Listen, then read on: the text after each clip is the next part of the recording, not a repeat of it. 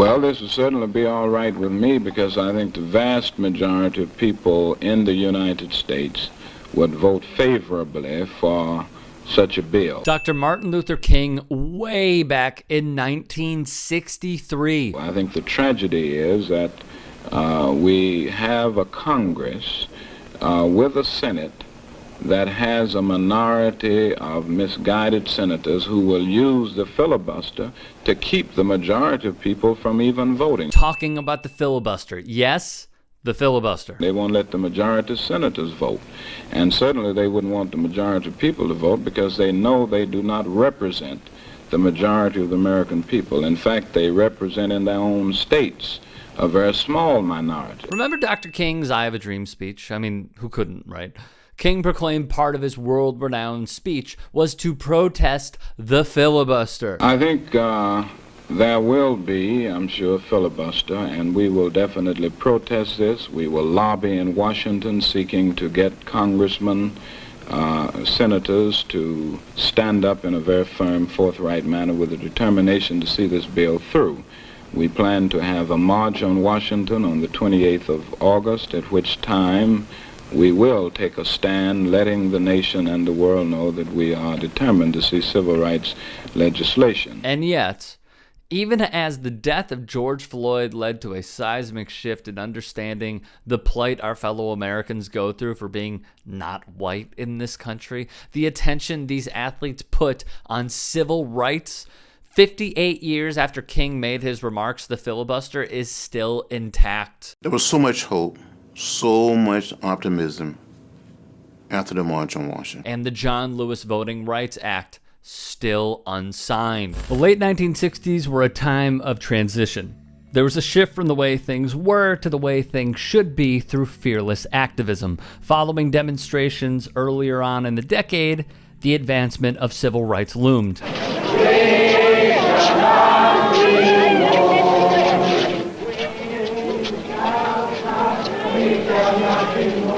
Yet could not escape the country's racist wrath in taking out leaders of the movement. Dr. Martin Luther King Jr., civil rights leader and Nobel Prize winner, was shot and killed tonight in Memphis, Tennessee. Don't shop for anything on Capitol Street.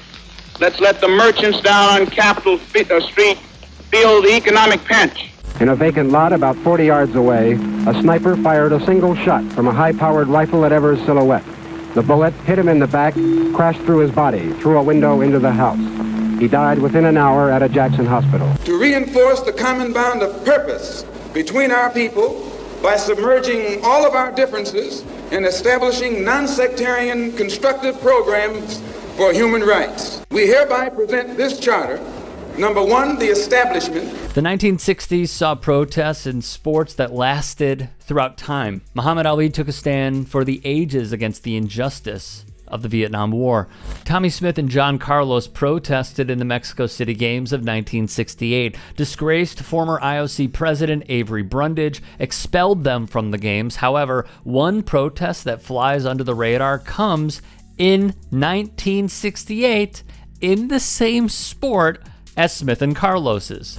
Brigham Young, the Mormon university located in Provo, Utah, was not a welcoming environment for even the most religious minorities in the 1960s. You see, back in the day, the Church of Jesus Christ of Latter-day Saints, now known as BYU, prohibited black people from holding ecclesiastical positions in the faith. The Salt Lake City-based church also barred black men and women from most of its sacred temple ceremonies. The church taught that the restriction was God's will, wrote Gary James Bergera. At the University of Texas, El Paso was Bob Beamon, who made a jump so great it would break the world record at the time. With the discrimination coming at BYU, plus the death of Martin Luther King occurring just 4 days prior to their meet, UTEP Track took a stand. A small collection of black athletes held a meeting and made a decision. They were going to boycott the Easter weekend meet against BYU. Their coach, Wayne Vandenberg, seen here, had practically encouraged past protests. Then, at the drop of a hat, he changed his mind.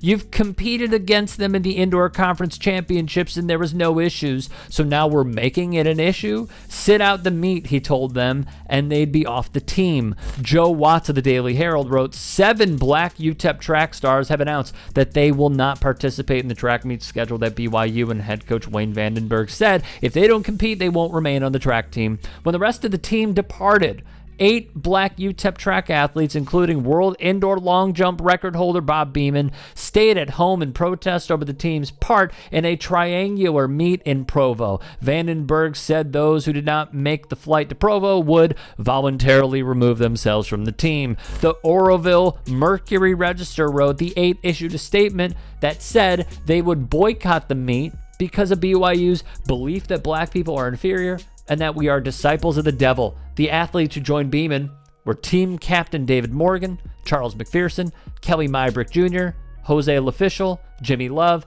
and Levi Portis. Who the hell wants to go up there and run your tail off in front of a bunch of spectators who think you've got horns? And it was Easter week, and it seemed to us that there was an obvious connection between the martyrdom of Jesus and the martyrdom of Dr. King. To a white, it might be nothing. To us, it had a great significance, Morgan told SI. John Nichols, a black man competing for UTEP's track team in Provo, was racially abused by a teammate. That teammate kept calling him Black Boy. Nichols also told SI, I knocked him on his ass. Then he refused to compete.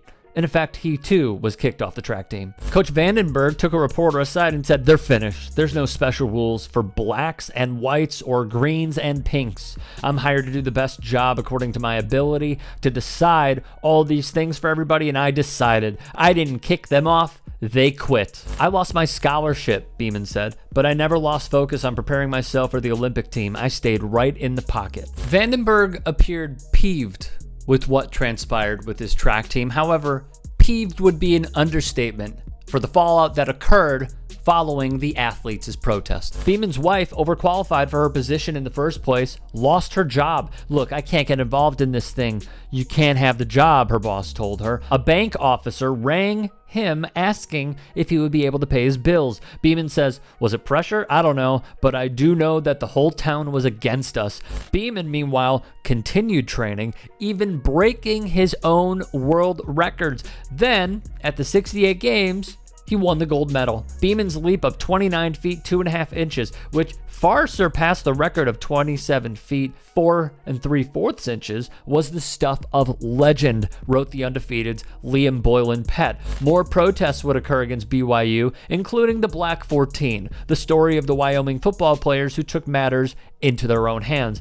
Beamon would protest once more, raising his fist at the Mexico City Games just 2 days after Smith and Carlos's courageous stance on the medal stand. I felt very comfortable with that protest of how African Americans were treated in the United States at the time, Beamon added. He was not suspended or punished for his stance. Some 13 years later, after UTEP's protests, Brigham Young University ceased its bigoted practice in 1978.